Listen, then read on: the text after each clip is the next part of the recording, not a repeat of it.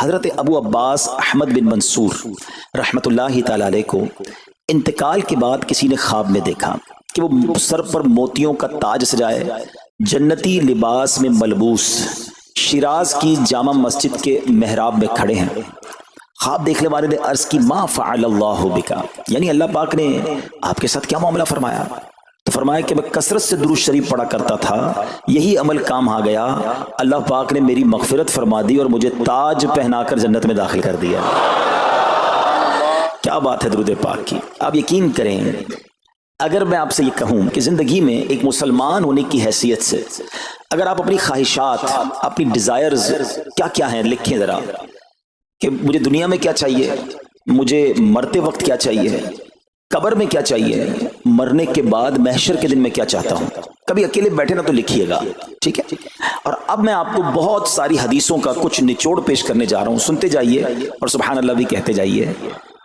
اگر آپ روزی میں برکت چاہتے ہیں تو درود پاک پڑھیے، اگر آپ بیماری سے شفا چاہتے ہیں تو درود پاک پڑھیے، اگر آپ ذلت و رسوائی سے بچنا چاہتے ہیں تو درود پاک پڑھیے، اگر آپ عزت میں اضافہ چاہتے ہیں تو درود پاک پڑھیے، آپ مصیبتوں اور پریشانیوں سے بچنا چاہتے ہیں تو درود پاک پڑھیے، مرتے وقت کلمہ پڑھنا چاہتے ہیں تو درود پاک پڑھیے، مرتے وقت آقا کا دیدار کرنا چاہتے ہیں تو درود پاک پڑھیے، آپ یہ چاہتے ہیں کہ آقا اپنے مبارک ہاتھوں سے قبر میں اتاریں تو درود پاک پڑھیے، اپنی قبر کو نور مصطفیٰ سے جگمگانا چاہتے ہیں تو درود پاک پڑھیے، قیامت کے دن نبی پاک کے پرچم تلے اٹھنا چاہتے ہیں تو درود پاک پڑھیے، آقا کے ہاتھوں جام کوثر پینا چاہتے ہیں تو درود پاک پڑھیے، اور سنیے آقا کے ساتھ جنت میں جانا چاہتے ہیں تو درود پاک پڑھیے، مدینے جانا چاہتے ہیں، بار بار جانا چاہتے ہیں تو درود پاک پڑھیے، اور زندگی میں دیدار مصطفیٰ کرنا چاہتے ہیں تو درود پاک پڑھیے۔ کچھ باقی رہ گیا؟ اللہ اکبر یا رسول اللہ، مجھے بتائیے اور کچھ باقی رہ گیا ہے؟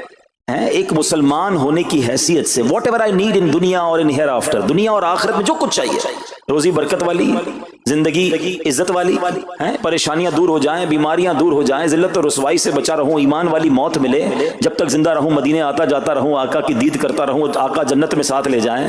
اب کچھ باقی بچتا ہے؟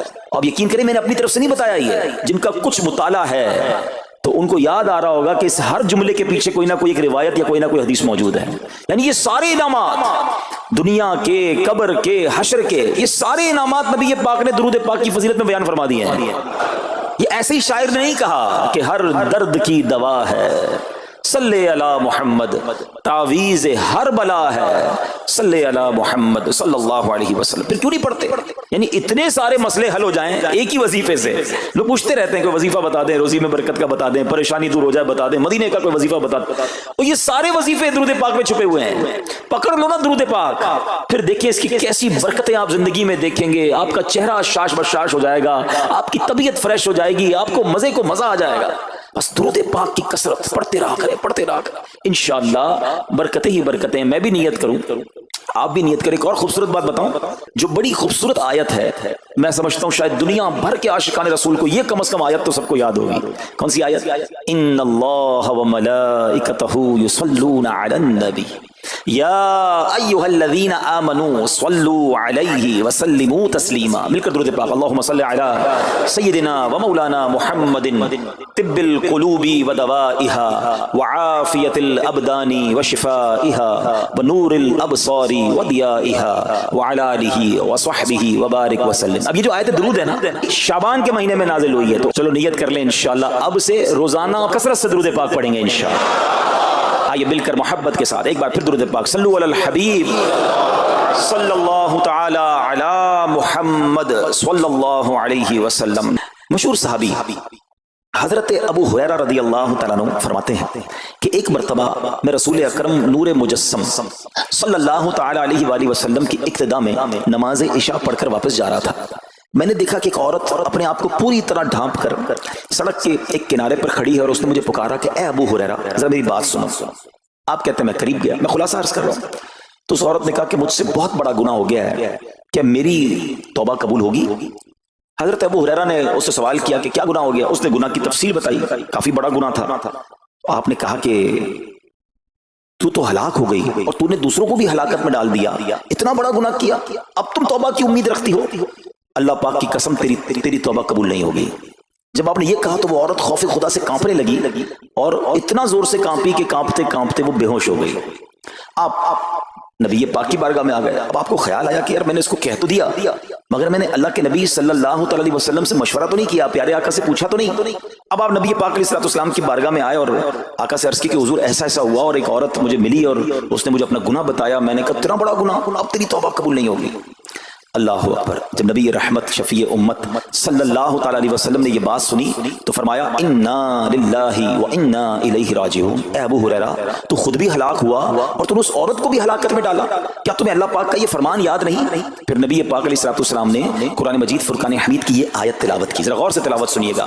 اللہ کریم ارشاد فرماتا ہے بسم اللہ الرحمن الرحیم الا من تاب وآمن وعمل عملا صالحا فأولئک یبدل اللہ سیئاتہم حسنات وکان اللہ غفورا رحیما۔ ترجمہ کنز العرفان، مگر جو توبہ کرے اور ایمان لائے اور اچھا کام کرے تو ایسوں کی برائیوں کو اللہ نیکیوں سے بدل دے گا اور اللہ بخشنے والا مہربان ہے۔ حضرت ابو ہریرہ نے جب یہ آیت کریمہ سنی اور پیارے آقا علیہ السلام کا یہ فرمان سنا تو آپ کو احساس ہوا کہ میں نے غلط مسئلہ بیان کر دیا ہے۔ آپ پر یہ احساس اتنا غالب ہو گیا کہ آپ مدینہ منورہ کی اب گلیوں میں آواز لگانے لگے۔ ایک عورت نے مجھ سے رات ایک مسئلہ پوچھا تھا، کوئی بتا سکتا ہے وہ عورت کون ہے؟ آپ سارا دن مدینے کی گلیوں میں آواز لگاتے رہے، مجھے اس عورت کا پتہ بتاؤ جس نے مجھ سے مسئلہ پوچھا تھا۔ اب رات ہوئی تو وہ عورت آپ کو کل والی جگہ پر پھر کھڑی مل گئی۔ آپ فوراً اس عورت کے پاس پہنچے، اسے نبی پاک کا فرمان سنایا اور کہا تمہیں مبارک ہو، اگر تم توبہ کرو گی تو اللہ تمہاری توبہ قبول فرما لے گا۔ اب یہ عورت اتنی خوش ہوئی کہ مارے خوشی کے کہتی ہے کہ میرا ایک باغ ہے، میں نے اپنے گناہ کے کفارے میں وہ باغ راہ خدا میں صدقہ کر رہی ہوں۔ یہ پورا باغ ہے ابو ہریرہ میں اللہ کی راہ میں صدقہ کرتی ہوں۔ اللہ اکبر۔ اے میرے پیارے اسلامی بھائیوں، اس ایک واقعے میں ہمارے لیے بہت کچھ ہے۔ پہلے تھوڑا سا تربیت کے مدنی پھول ذرا سمجھیے کہ اتنی بڑی ہستی ہے سیدنا ابو ہریرہ رضی اللہ تعالیٰ، لیکن جیسے انہیں پتا چلا کہ میں نے یہ مسئلہ تو بیان کر دیا ہے مگر نبی پاک علیہ السلام سے پہلے اس کا حکم تو پوچھ لیتا، یہ ہمیں کیا درس دے رہا ہے کہ بغیر علم کے اپنی طرف سے شرعی مسئلہ بیان نہیں کرنا چاہیے۔ جو بغیر علم کے دینی مسئلے بتاتا ہے وہ خود بھی ہلاک ہوتا ہے اور دوسروں کو بھی ہلاکت میں ڈالتا ہے۔ ہاں میں بتاتا ہوں نا اس کا مسئلے کا حل کیا ہے، حالانکہ خود کہیں پڑھا نہیں ہوتا۔ تو جب تک آپ کو علم نہیں ہے، آپ جانتے نہیں ہیں، تو کسی مسئلے کو بیان نہیں کرنا چاہیے۔ دوسری بات کہ اگر خدا نہ خواستہ کوئی غلط مسئلہ بتا بیٹھا یا بتا تو درست رہا تھا، بتاتے بتاتے غلطی کر بیٹھا تو اسے چاہیے کہ ازالہ کرے، فوراً اس کا جو بھی ازالہ بنتا ہے وہ کرے۔ سیدنا ابو ہریرہ رضی اللہ عنہ کا ازالہ تو دیکھیں کہ آپ کو جیسے ہی پتا چلا کہ اصل مسئلہ یہ ہے، اب آپ مدینے کی گلیوں میں صدا لگا رہے ہیں، تلاش کر رہے ہیں، پورا دن ڈھونڈتے رہے اس خاتون کو کہ میری سے غلطی ہو گئی، میں نے اس کو غلط مسئلہ بتایا، تاکہ اس کو تلاش کر کے اس کو درست مسئلہ بتایا جائے۔ اللہ اکبر۔ صحابہ کرام کی ادائیں بھی کتنی نرالی ہوتی ہیں، اللہ ان کا صدقہ عطا فرما دے۔ اب ہوتا کیا ہے کہ کبھی کوئی غلط مسئلہ بیان ہو گیا یا بیان میں، مشورے میں، درس میں کوئی غلطی ہو گئی، غلطی پتہ چل جائے، اب شرم آتی ہے کہ کیسے کہوں مجھ سے غلطی ہو گئی ہے، میں تو اتنا بڑا مبلغ بن کے گیا تھا، میں نے تو جناب اتنے پبلک میں بیان کیا تھا، اب میں کیسے بتاؤں کہ جناب میں نے یہ غلط پڑھ دیا یا غلط بیان کر دیا۔ حضرت ابو ہریرہ سب سے زیادہ جن کو حدیثیں یاد ہے، مگر سچ بتائیں بات سمجھنے والی پتہ کیا ہے؟ جو لوگ یہ سمجھتے ہیں نا کہ یار غلطی ماننے سے عزت کم ہو جاتی ہے، سچ بتاؤ آج 1450 سال بعد حضرت ابو ہریرہ کا یہ واقعہ سن کے ہمارے دلوں میں ان کی عزت کم ہو رہی ہے، بڑھ رہی ہے؟ Simple is that. غلطی ماننے سے انسان جو ہے وہ نیچا نہیں ہوتا۔ اللہ میرے پیر و مرشد کو سلامت رکھے، جن کی برکت سے لاکھوں علماء بن گئے ہیں، مگر آپ اپنے مدنی مذاکرے میں اپنے ساتھ علماء کرام، مفتیان کرام کو بٹھاتے ہیں، اور اگر کوئی توجہ دلاتا ہے تو لائیو چینل پر آپ فرماتے ہیں کہ مسئلہ یوں نہیں یوں ہے، کوئی عزت کم نہیں ہوتی جناب۔ تو سبحان اللہ، دو باتیں سیکھنے کو ملی کہ پہلے بتانا ہی نہیں ہے، اگر نہیں آتا تو اپنی بڑائی مارنے کے لیے بندہ کہہ دے مجھے نہیں معلوم، واللہ عالم میں نہیں جانتا، اور اگر آپ کو لگتا ہے میں صحیح بتا رہا ہوں اور پھر بعد میں کوئی توجہ دلا دے کہ آپ نے غلطی کی ہے تو پھر اس کو بالکل مانے بھی اور اس کا ازالہ کریں۔ اچھا، اب علماء کرام نے بڑے پیارے طریقے بتائے۔ پہلے تو ظاہر یہ تھا کہ بھائی پبلک میں بیان کیا تو پبلک میں جا کر یا گلیوں میں جا کر آپ نے اعلان کیا۔ اب تو سوشل میڈیا کا زمانہ ہے، کچھ ویڈیو بنا کے ڈال رہے ہوتے ہیں، انسٹاگرام تو ٹویٹر تو پتہ نہیں کیا کیا چیزیں، موبائل فون، فیس بک، یوٹیوب، تو اب غلط مسئلے لوگ شیئر کر رہے ہیں۔ ایک یہ بڑا مسئلہ پتہ کیا ہو گیا، ہمارے موبائل پہ جیسے ہی کوئی ویڈیو کلپ آیا، کسی کا بھی آیا یا کوئی پوسٹ آ گئی، کوئی فضیلت ہی آ گئی، نہ چیک کرنا ہے نہ کچھ کرنا ہے، اس کو فوراً فارورڈ کر دینا ہے، حالانکہ اس میں بعض اوقات غلط مسئلے ہوتے ہیں۔ بعض اوقات غلط حدیثیں ہوتی ہیں, ہمیں پتہ ہی نہیں ہوتا, ہم سمجھتے ہیں آگے شیئر کر دیں. اچھا شیئر کرنے والوں کا بھی بڑا مسئلہ ہے. اگر کوئی وظیفہ, کوئی نفل, کوئی بھی چیز ہے, خود پڑھنی نہیں ہے, آگے 100 لوگوں کو بھیج دینی ہے, پہلے خود تو پڑھو. اچھا خود بھی پڑھنے سے پہلے کہاں چیک کروایا؟ تو پلیز یہ شریعت کے معاملات ہیں, اس میں بڑی غلطی ہو سکتی ہے. تو اگر آپ کو کوئی بھی چیز شیئر کرنی ہے تو بیسٹ آپشن یہ ہے کہ dawat-islami.net, یہ دعوت اسلامی کی ویب سائٹ ہے, اس پر ایک گیلری کا آپشن ہے, آپ وہاں جائیے, وہ مفتیان کرام سے چیک ہوئی پوسٹیں پڑی ہوئی ہیں, آپ وہاں سے پوسٹ اٹھائیں, اس کو شیئر کر دیں, بنداز کریں, کوئی ٹینشن نہیں ہے, کیونکہ وہ علماء نے چیک کی ہوئی ہے. مگر ہر آنے والی پوسٹ, ہر آنے والی ویڈیو کو آگے بڑھا دینا, تو مشورہ یہی ہے کہ یہ بڑا سخت معاملہ ہے. کیونکہ یاد رکھیے قرآن مجید فرقان حمید میں اللہ تعالیٰ ارشاد فرماتا ہے وَمَنْ أَظْلَمُ مِمَّنِ افْتَرَىٰ عَلَى اللَّهِ كَذِبًا, اور اس سے بڑھ کر ظالم کون جو اللہ پر جھوٹ باندھے. اچھا اس کے بارے میں علماء فرماتے ہیں کہ اللہ پر جھوٹ باندھنے والا سب سے بڑا ظالم ہے. جب ہم کسی کو دینی مسئلہ بتاتے ہیں تو اس کا مطلب کیا ہوتا ہے کہ اللہ نے فرمایا یا اللہ کے حبیب علیہ السلام نے فرمایا. اس کا مطلب اگر ایسا نہیں ہے تو یہ اللہ پر جھوٹ باندھنا ہو گیا نا. ہم نے تو کہا مجھے تو پتہ نہیں تھا, کسی نے پوسٹ بھیجی تھی, کسی نے بتایا تھا, اچھا میں نے کہیں سنا تھا. اب کئی لوگوں کی تو عادت پتہ کیا ہے, ان کے ساتھ بیٹھو نا تھوڑی دیر بعد کہیں گے اللہ یہ فرماتا ہے, اللہ نے قرآن میں یہ فرمایا, پوچھو کدھر فرمایا, بولا یہ نہیں پتا, اللہ قرآن میں یہ کہتا ہے. کہاں کہتا ہے بتاؤ نا, آیت دکھاؤ. اللہ نے فرمایا یہ کرنا چاہیے, کہاں فرمایا؟ اپنی طرف سے. اچھا کیونکہ کہیں سنا تھا, کہیں دوستوں کی محفل میں آدھی بات یاد تھی. ارے ڈرنا چاہیے کہ میں کیسے کہہ دوں کہ اللہ نے فرمایا, میں کیسے کہہ دوں نبی پاک علیہ السلام نے فرمایا, جب یاد نہیں, پڑھا نہیں. امیر اہل سنت کی آپ نے احتیاط دیکھی ہے, آپ حدیث کی کتاب منگاتے ہیں کہ پورا دیکھ کر پڑھتے ہیں, مگر یہاں تو اپنی مرضی سے چل رہا ہے معاملہ. خدا کے واسطے ہم سمجھ رہے ثواب کما رہے ہیں, اور ایسا نہ ہو کہ گناہ جاریہ والے کام ہو رہے ہوں. تو میں نے آپ کو آسان حل بتا دیا کہ دعوت اسلامی کے جو آفیشیل سوشل میڈیا کے پیجز ہیں, اگر آپ کو شوق ہے تو وہاں سے کوئی پوسٹ اٹھا لیں, وہاں سے کوئی چیز اٹھائیں اور اس کو شیئر کریں. باقی خدا را ان کاموں کو اپنی مرضی سے آگے نہ کریں, کہیں ہم گناہ گار نہ ہوں. تو ایک بات تو ہمیں اس پورے واقعے سے سیدنا ابو ہریرہ رضی اللہ تعالیٰ کو جو انداز, آپ کی عاجزی, آپ کا ازالہ کرنا, آپ کا اس عورت کو تلاش کرنا, یہ سکھا رہا ہے کہ مسئلہ غلط بیان کرنا کتنا بڑا مسئلہ ہے. اللہ کرے کہ ہم اس کو سمجھیں. اب دوسری خوبصورت بات, آئے ہائے عورت کا گناہ ہے, بڑا گناہ ہے, مگر نبی پاک نے جو آیت بیان فرما دی اور جو اس تک پیغام پہنچایا کہ توبہ کر لو, میرا رب توبہ قبول فرما لے گا. آئے ہائے میرے پیارے اسلامی بھائیو, کتنا ہی بڑا گناہ کیوں نہ ہو جائے, اللہ سے مایوس نہیں ہونا ہے, اس کی رحمت سے مایوس نہیں ہونا ہے. کیونکہ میرے آقا مدینے والے مصطفیٰ صلی اللہ تعالی علیہ وسلم فرماتے ہیں التائب من الذنب کمن لا ذنب لہ, گناہوں سے توبہ کرنے والا ایسا ہے جیسا اس نے گناہ کیا ہی نہیں ہے. ختم, نل اینڈ وائڈ, ڈیلیٹڈ. یہ اتنی بڑی اللہ کی رحمت ہے کہ بس سچی توبہ ہو جائے نا, اللہ اس کو سارے اس کے گناہ معاف فرما دیتا ہے. حضرت عبداللہ ابن عبید رحمۃ اللہ تعالی سے روایت ہے, فرماتے ہیں کہ اللہ پاک کے نبی اور ہم سب انسانوں کے والد محترم حضرت آدم علیہ السلام نے اللہ پاک کی بارگاہ میں عرض کی, اے رب عز و جل, تو نے شیطان کو میرا دشمن بنایا ہے, لیکن میری اولاد اس کا مقابلہ کرنے کی طاقت نہیں رکھتی. تو اللہ پاک نے فرمایا اے آدم, آپ کی اولاد میں قیامت تک جو بھی انسان پیدا ہوگا میں اس کے ساتھ ایک محافظ فرشتہ مقرر فرما دوں گا جو انسان کے لیے شیطان کی جو چال ہے اس سے اس کی حفاظت کرے گا. حضرت آدم علیہ السلام نے عرض کی مولا مزید کرم فرما.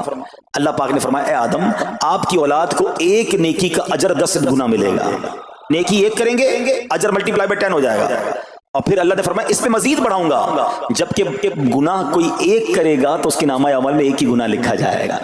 اللہ کی شان دیکھو, ایک نیکی اجر 10 گنا, گناہ ایک لکھا بھی ایک جائے گا. حضرت آدم علیہ السلام نے عرض کی مولا اور کرم کر دے. دیکھو شروع سے ہم پر مہربانیاں ہیں. حضرت آدم علیہ السلام بھی اپنی اولاد کے لیے اللہ کی بارگاہ میں عرض کر رہے ہیں. اللہ پاک نے فرمایا اے آدم, جب تک روح انسان کے بدن میں رہے گی میں اس کی توبہ قبول کرتا رہوں گا. جب تک زندہ ہے نا, جب تک توبہ کر لے اس کی توبہ قبول ہو جائے گی. اللہ اکبر, کتنا کریم ہمارا مولا ہے, ہمارا پروردگار کیسا رحیم ہے. جب بھی گناہ ہو جائیں فوراً اللہ کی بارگاہ میں حاضر ہو جایا کرو, اپنی غلطی کا اقرار کر کے شرمندہ ہو جایا کریں. انشاءاللہ کریم توبہ قبول ہوگی اور گناہوں کی میل سے دامن صاف ہو جائے گا. ارے توبہ جب ہو جائے نا اور بندہ سچی توبہ کر لے, دیکھو اللہ کیسا کریم ہے, کیسا کرم کرتا ہے. ایک بزرگ کے بارے میں آتا ہے حبیب عجمی رحمۃ اللہ تعالی علیہ, ان کا نام تھا. ابھی بہت بڑے آپ اللہ کے ولی گزرے ہیں, بصرہ کے رہنے والے تھے, مگر توبہ سے پہلے آپ کی زندگی بڑی عجیب تھی. آپ بڑے امیر آدمی تھے, لوگوں کو قرضہ دیا کرتے تھے مگر سود پر قرضہ دیا کرتے تھے, سود لیا کرتے تھے. حال ایسا تھا کہ جب کسی سے سود لینے جاتے تھے یا قرضہ لینے جاتے تھے, وہ پیسہ نہ دیتا, لیٹ ہو جاتا تو اس سے جرمانہ وصول کر لیا کرتے تھے. ایک مرتبہ ایک مقروض کے دروازے پر گئے, وہ مقروض تو گھر پہ نہیں تھا, اس کی بیوی تھی. تو کہا میرا شوہر تو آج گھر پر نہیں ہے, نہ ہی میرے پاس رقم ہے کہ آپ کو دوں. آپ نے کہا مجھے تو چاہیے, کچھ نہ کچھ تو جرمانہ دینا ہوگا. تو اس نے کہا ہم نے ایک بکری ذبح کی ہے. گوشت تو سارا بانٹ دیا، کھا لیا، اس کا سر موجود ہے، آپ نے کہا یہی دے دو۔ سود میں پیسے نہیں ملے تو بکری کا سر لے آیا۔ اچھا اب جب بکری کا سر لے کر آئے تو اپنی زوجہ کو کہا کہ پکاؤ اس کو، تو زوجہ بولی گھر میں نہ لکڑیاں ہیں نہ دوسرا راشن ہے۔ چنانچہ اب لکڑیاں اور دوسرا راشن وغیرہ بھی دیگر مقروضوں کے گھر گئے اور وہاں سے سود میں کسی سے لکڑیاں پکڑ لی، کسی سے دوسرا راشن مسالہ وغیرہ چیزیں پکڑ لی، وہ بھی لے آئے، کہا لو پکاؤ۔ اب زوجہ نے ہانڈی بنائی، ابھی کھانا تیار ہو رہا تھا کہ اتنے میں ایک بھکاری آ گیا۔ حضرت ابیب اجمی نے اس وقت تو توبہ نہیں کی تھی، اس بھکاری کو بھی باتیں سنا کر نکال دیا، گھر سے نکال دیا۔ اب کھانا تیار ہو گیا، کھانے کے لیے بیٹھے، مگر جیسے ہی زوجہ نے ہانڈی کا ڈھکن اٹھایا نا تو وہ سالن جو تھا بکری کے سر کی بجائے پورا سالن خون سے بھرا ہوا تھا۔ زوجہ نے پکار کر کہا کہ دیکھو تمہارے اعمال کا نتیجہ، تمہاری کنجوسی کا نتیجہ، پوری ہانڈی خون سے بھری ہوئی ہے، سود کا مال تھا نا۔ اب ہانڈی کا جو خون میں بدل جانا آپ کے دل پر بڑی تنبیہ ہوئی، بڑا اثر ہوا کہ یہ میں کیا کر رہا ہوں، میں کون سی روزی کما رہا ہوں۔ اللہ سے جنگ ہے نا سود کا کام کرنے والا، وہ تمام لوگ سوچیں جو سود کا کام کرتے ہیں۔ اب جب آپ کے دل پہ چوٹ لگی تو آپ نے اب توبہ کرنے کا ارادہ کیا کہ بہت ہو گیا، اللہ کو بڑا ناراض کر لیا۔ تو آپ حضرت حبیب اجمی اب باہر نکلے کہ حضرت امام حسن بصری کی بارگاہ میں جاتے ہیں اور وہاں جا کر توبہ کرتے ہیں۔ مگر جیسے ہی آپ باہر نکلے نا تو کچھ بچے کھیل رہے تھے، کھیلتے ہوئے بچے نے آواز لگائی جلدی سائڈ پہ ہو جاؤ، دور ہو جاؤ، حبیب اجمی سود خور آ رہا ہے، کہیں ایسا نہ ہو کہ اس کے قدموں کی دھول ہم پر پڑے اور ہم بھی بدبخت ہو جائیں۔ پھر دل پر چوٹ لگی کہ یار بچہ مجھ سے نفرت کرتا ہے، ایسا کام کرتا ہوں میں، اللہ بھی ناراض، اللہ کے بندے بھی ناراض، اور دل پر چوٹ لگی۔ حضرت حسن بصری رحمت اللہ تعالی کی خدمت میں گئے، بڑی سچی توبہ کی، اللہ کو راضی کرنے کے لیے پکی نیت کی، ابھی توبہ کی ہے تو بڑی نیکیاں نہیں کر لی، واپس آ رہے ہیں۔ جیسے واپس آ رہے ہیں تو دیکھا کہ وہی بچے کھیل رہے ہیں۔ اب ان بچوں میں کسی نے آپ کو دیکھا تو کہا کہ اب حبیب توبہ کر کے آ رہے ہیں، دور ہو جاؤ، کہیں ہمارے قدموں کی دھول ان پر نہ پڑ جائے تو ہم گناہگار نہ ہو جائیں۔ تھوڑی دیر پہلے یہ بچے کہہ رہے ہیں کہ دور ہو جاؤ، ان کی دھول پڑ گئی تو ہم بدبخت ہو جائیں گے، سود خور جا رہا، ارے ابھی توبہ کی ہے۔ اور اللہ نے اپنے بندوں اور مخلوق کے دل میں کیسی محبت ڈال دی کہ بچے کہہ رہے ہیں دور ہو جاؤ، ہمارے قدموں کی دھول حضرت حبیب پر نہ پڑ جائے، ہم گناہگار نہ ہو جائیں۔ اب جناب بڑا دل پہ اور اثر ہوا کہ مالک تیری قدرت، ابھی تو توبہ کی ہے اور میری نیک نامی کا اعلان تو نے اپنی مخلوق سے کروا دیا، سب کے حقوق ادا کیے، سودی لین دین تھا سب ختم کیا، اللہ پاک کی عبادت میں مصروف ہو گئے، اللہ نے ولایت کا سرتاج بنا دیا، اپنا ولی بنا دیا۔ اے میرے پیارے اسلامی بھائیوں، یہ ہے توبہ، اللہ اکبر۔ اے میرے پیارے اسلامی بھائیوں، پتہ یہ چلا کہ عزت دوبارہ مل جاتی ہے، شرط صرف ایک ہے کہ آدمی صحیح راستہ اختیار کر لے۔ اولیاء کرام کی سیرت پڑھ کر دیکھیں، ہزاروں اولیاء کرام ایسے ہیں جو توبہ سے پہلے گناہوں میں مشغول تھے، معاشرے میں انہیں بری نگاہ سے دیکھا جاتا تھا، لوگ ان سے نفرت کیا کرتے تھے، مگر جب اللہ کی طرف آ گئے تو کیا کمال ہوا کہ اب جناب لوگوں کے دلوں میں تو دلوں میں، جانوروں کے دلوں میں بھی اللہ نے اپنی مخلوق کے دلوں میں ان کی عزت ڈال دی، کیونکہ عزت کس کے پاس ہے؟ رب کے پاس ہے۔ دلوں کا اختیار کس کے پاس ہے؟ وہ رب کے پاس ہے۔ آسمان ولایت کا ایک اور چمکتا ستارہ حضرت فضیل بن عیاض رحمۃ اللہ تعالی توبہ سے پہلے ڈاکو تھے۔ جی ہاں، آپ کتنا بڑا نام ہے ولیوں میں، مگر آپ ایک ڈاکو تھے، اور یہ کوئی کہانی نہیں، واقعی حقیقت ہے کہ رات کو جب بچہ سوتا نہیں تھا تو مائیں کہا کرتی تھی بیٹا سو جاؤ ورنہ فضیل ڈاکو آ جائے گا۔ جس راستے پر آپ ہوتے تھے لوگ ڈر کے مارے اس راستے سے نہیں گزرتے تھے، مگر جب آپ نے توبہ کی، جن کا مال لوٹا تھا واپس کیا اور سارے حقوق ادا کیے، نیک کاموں میں مصروف ہو گئے، اللہ کی عبادت میں لگ گئے، حضرت فضیل بن عیاض نے وہ وقت بھی دیکھا کہ وقت کا بادشاہ آپ کے دروازے پر کھڑا تھا اور انتہائی عاجزی سے عرض کر رہا ہے کہ حضور ملاقات کا وقت عطا فرما دیجئے۔ اللہ کی راہ پہ جو چل پڑے، سچی توبہ کر لے، اللہ پھر کیسی عزت عطا فرماتا ہے۔ حضرت بشر حافی کا واقعہ آپ کو یاد ہوگا، آپ توبہ سے پہلے شرابی تھے، شراب کے نشے میں دھت رہا کرتے تھے۔ بڑا خوبصورت واقعہ ہے کہ اللہ کے نام کی جب آپ نے تعظیم کی اور آپ کو یہ پیغام ملا کہ اے بشر تم نے ہمارے نام کو بلند کیا، ہم تمہارے نام کو بلند کریں گے، آپ نے توبہ کی، عبادت میں لگ گئے۔ اللہ تعالیٰ کی معرفت کا عالم یہ تھا کہ آپ ننگے پیر رہا کرتے تھے۔ حافی کہتے ہیں ننگے پیر رہنے والوں کو، اب جب آپ ننگے پیر گلیوں میں گھوما کرتے تو اس شہر کے جانور راستے پر نجاست نہیں کرتے تھے۔ کیوں نہیں کرتے تھے؟ کہ حضرت بشر ننگے پاؤں رہتے ہیں، کہیں ان کے پیر گندے نہ ہو جائیں۔ ارے وہ شخص جو توبہ سے پہلے شرابی ہے، اب جانور بھی ادب کر رہے ہیں، بلکہ عالم یہ تھا کہ ایک چرواہے کے ایک جانور نے راستے پر گندگی کر دی تو اس نے کہا ہو نہ ہو لگتا ہے حضرت بشر کا انتقال ہو گیا ہے۔ جب معلوم کیا تو پتا چلا کہ ہاں حضرت بشر حافی کا انتقال ہو گیا۔ اللہ اکبر، گویا اللہ نے جانوروں کے دلوں کے اندر بھی ان کی عزت ڈال دی، کیونکہ انہوں نے رب کی بارگاہ میں سر جھکایا، انہوں نے دنیا والوں کی پرواہ نہ کی، انہوں نے رب کو راضی کرنے کی فکر کی تو اے میرے پیارے اسلامی بھائیوں یہ خیال دل سے نکال دو کہ جناب عزت پیسے سے ملتی ہے, عزت شہرت سے ملتی ہے, جناب سوٹ بوٹ ہو, ذرا اچھے کپڑے پہنوں, اچھی جناب لگژری گاڑی سے اتروں گا تب عزت ملے گی, ارے جناب مہنگا موبائل ہاتھ میں ہوگا تب عزت ملے گی, عالی شان کوٹھیوں میں رہوں گا تب عزت ملے گی. یہ بھول ہے تمہاری. آؤ قرآن کیا کہتا ہے, عزت کہاں سے ملے گی, عزت کس کو ملتی ہے؟ اللہ قرآن میں فرماتا ہے من کان یرید العزت فللہ العزت جمیعا. اللہ کہتا ہے, قرآن فرماتا ہے جو عزت کا طلبگار ہو تو ساری عزت اللہ ہی کے پاس ہے, ساری عزت اللہ کے پاس ہے. وَتُعِزُّ مَن تَشَاءُ وَتُذِلُّ مَن تَشَاءُ بِيَدِكَ الْخَيْرُ. خدا کی قسم دنیا کی ساری دولت کسی کے پاس ہو, اس کے کروڑوں فالوورز ہوں, لوگ کہتے ہیں سوشل میڈیا پہ فالوور ہونے چاہیے, آج کل تو کسی کا مرتبہ